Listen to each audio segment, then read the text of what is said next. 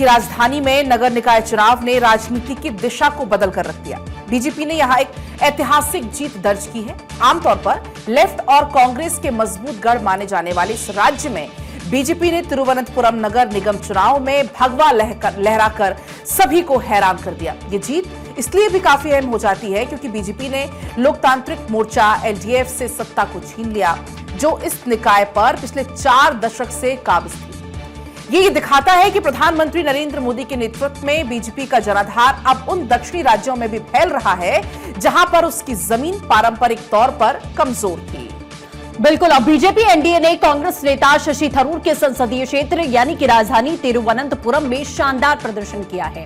दरअसल आपको बताएं, 101 वार्डों में से एनडीए ने सीधे 50 पर जीत हासिल करके बहुमत का आंकड़ा छू लिया है। वहीं सत्ताधारी एलडीएफ 29 सीटों पर सिमट कर रह गई है, जबकि कांग्रेस के नेतृत्व वाला यूडीएफ सिर्फ 19 सीटें जीत पाया है और 2 सीटों पर निर्दलीय उम्मीदवारों ने बाजी मारने में कामयाबी हासिल की।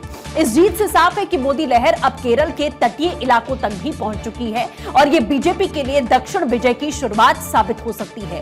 बीजेपी इस जबरदस्त जीत पर प्रधानमंत्री मोदी ने सोशल मीडिया प्लेटफॉर्म एक्स पर उन्होंने पोस्ट करते हुए लिखा, इसे केरल की राजनीति में एक ऐतिहासिक क्षण बताया। उन्होंने कहा कि जनता को पूरा भरोसा है कि राज्य की विकास संबंधी आकांक्षाओं को केवल बीजेपी पूरा कर सकती है। उन्होंने तिरुवनंतपुरम की जनता का आभार व्यक्त किया और शहर के विकास के लिए काम करने का वादा भी किया। पीएम मोदी ने अपनी पार्टी के मेहनती कार्यकर्ताओं को भी इस सफलता का श्रेय दिया। उन्होंने कहा कि ये जीत उन सभी कार्यकर्ताओं के कठिन परिश्रम और संघर्षों का फल है जिन्होंने जमीनी स्तर पर काम किया और आज के शानदार नतीजे को मुमकिन बनाया। उन्होंने कार्यकर्ताओं को पार्टी की ताकत बताया और उन पर गर्व भी जताया। केरल में स्थानीय निकाय चुनावों के नतीजे अगले साल होने वाले चुनावों से पहले सत्तारूढ़ वाम लोकतांत्रिक मोर्चे यानी कि एलडीएफ के लिए एक बहुत बड़ा झटका साबित हुआ है। इसी लोकसभा सीट से कांग्रेस के दिग्गज नेता और पूर्व केंद्रीय मंत्री शशि थरूर लगातार 4 बार सांसद चुने जा चुके हैं, जिससे ये क्षेत्र लंबे समय से कांग्रेस और वाम मोर्चे के प्रभाव वाला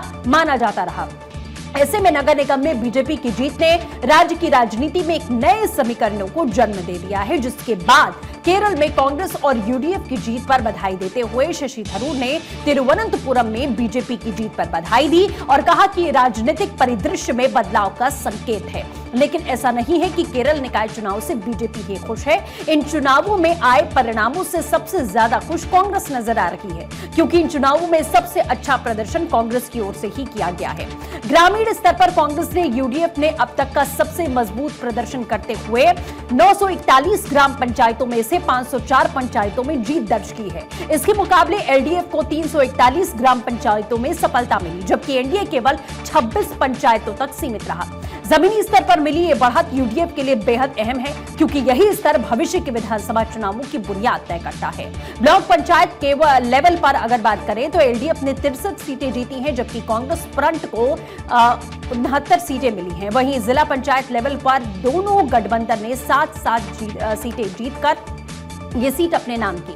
नतीजों के बाद में कांग्रेस अध्यक्ष मल्लिकार्जुन खड़गे और राहुल गांधी ने इसे 2026 विधानसभा चुनावों के लिए मजबूत संकेत बताया।